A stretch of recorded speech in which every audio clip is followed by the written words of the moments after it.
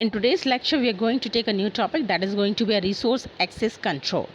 Right, so this is the topic that we are going to understand today. Now, before understanding this topic, we'll see outline of the lecture that I'm going to provide you. What are those topics that I'm going to involve in this very particular chapter? First, we'll understand what is the definition of resource. हम देखेंगे definition of resource. After that, we'll see the resource access control for a static system. You know, static system is the stationary system, and then in that we includes basic priority inheritance protocol, basic priority ceiling protocol. Then we are going to study about enhanced priority ceiling protocol.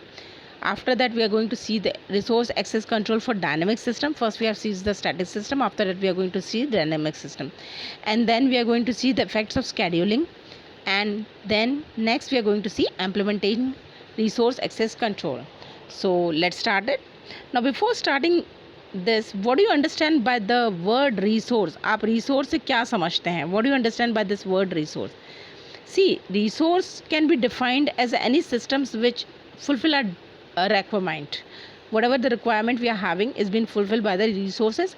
It actually supply us the requisites, right? So, let us consider a system that has, say, psi types of resources which can be termed as R1, R2, RP. So, R1, R2, RP are what? They are the type of resources that is present in any system. Now, each resource comprises indistinguishable unit.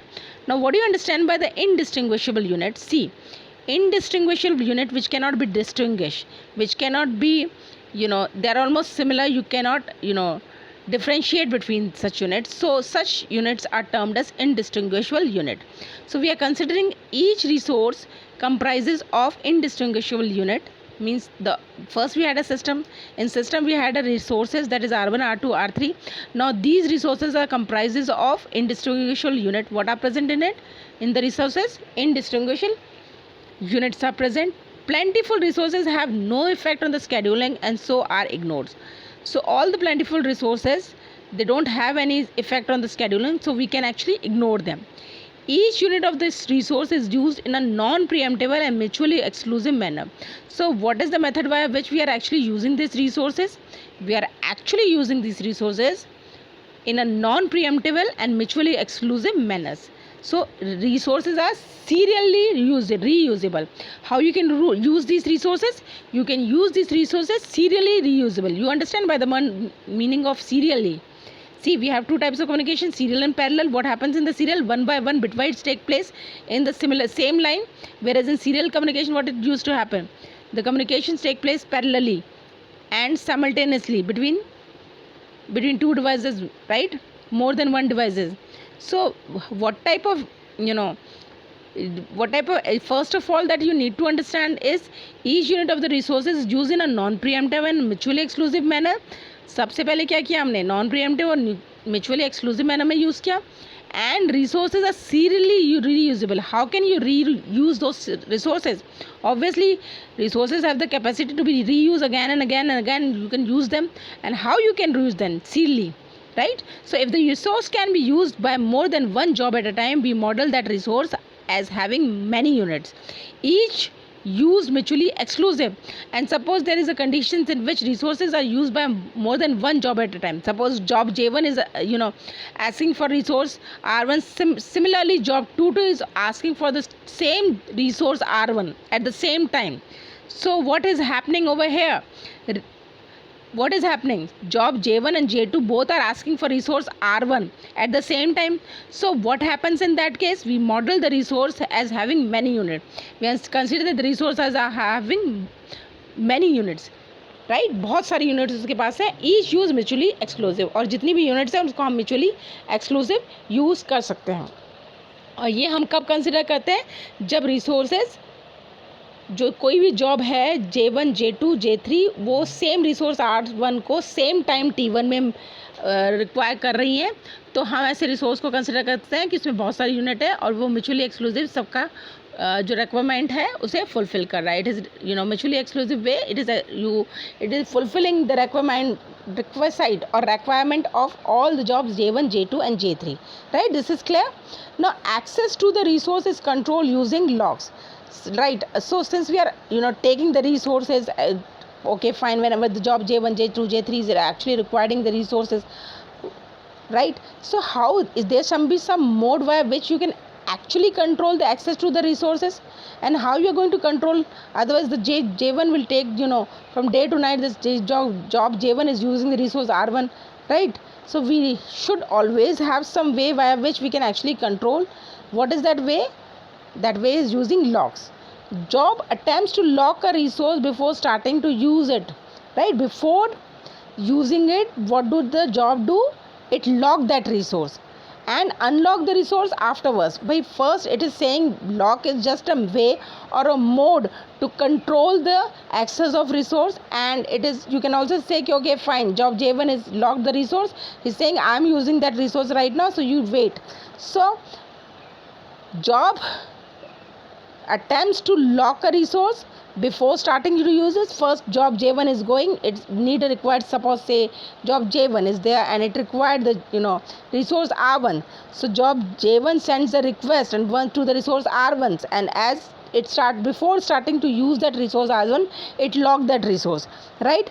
And when once it's the requirement of, or the use of resource R1 is being finished by job J1, then it unlock the resource afterward. So the time the resource is locked is called critical section. So what we are going to call that time during which the job was locked, right? There was a time duration only, there must be time slot for which the job is using that resources. We know whenever jobs attempts to take the resources, it first locked it before using it, and once it finish off with his works, finish off using of resources, then it unlock it, right? So the time slot at which the resource is locked can be termed as critical section. How we are going to define it? As critical section. So if the lock request fail, the requesting job is blocked. Suppose job J1 is there and it is it is sending the request to the say resource R1, right? And the request get failed, so the job is blocked at time. Once the request has been failed, right, the lock request is failed, then that job cannot use that very particular resource. Why? And a job holding a lock cannot be preempted at the higher priority job needing that lock. And once it once the lock request fails, the job get blocks and it also loses its priority. Suppose if initially it was job J1, let's take an example by which I can explain you more better way, right? Suppose job J1 and J2 is there and resource R1 is there. So job J1 is willing to take the resource R1. So what it's going to do, first it's going to send the request of a lock. Request granted, right? Then the resource R1 is locked. Once it is locked, then the job J1 is using that resources. Once the utilization of that resource is finished, then the job unlocks the resources, right? And what that time slot for which the job has been locked, the resource has been locked, is termed as critical section. So that very particular critical section's time, the job was locked. Now suppose, right, so obviously job J1 is using the resource R1 first, so it is having the higher priority than job J2, right? Now suppose, let's take the contradiction to that. What that contradiction that we are assuming? Suppose job J1 sends a request to the resource R1 and says I need some time or I need that resource this very particular time slot, but the request is being blocked by, are you understanding? The request is being blocked, then what happened? Or request get failed. Suppose the job sends a request and that request get failed, then what happened? That jobs J1 get blocked and the job holding a lock cannot be preemptive at the higher priority job needing that lock. Or a lock, the job J1, it has been rejected, it has been locked. Why? Because the lock request has been failed.